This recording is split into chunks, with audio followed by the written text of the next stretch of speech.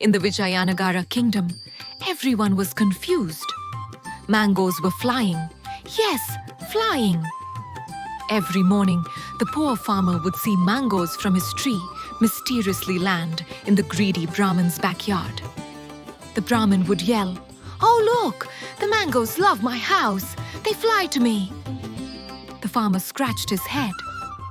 "They don't fly, they fall." But the Brahmin bragged, "Then tell your mangoes to fall properly." The farmer finally ran to the palace shouting, "Your Majesty, my mangoes have wings!"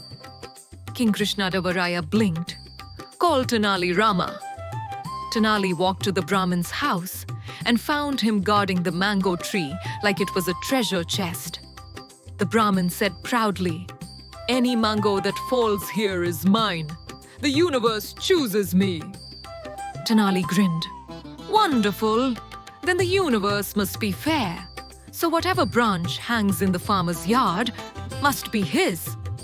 The Brahmin froze. What? "According to your rule," Tenali continued, "the farmer may cut the branches on his side. Chop, chop." The farmer happily lifted his axe. "Stop!"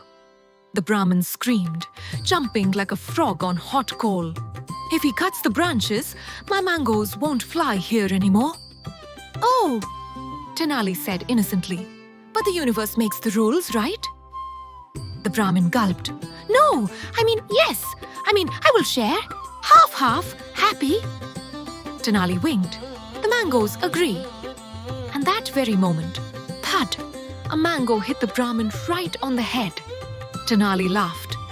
"See, even the mango knows you needed sense."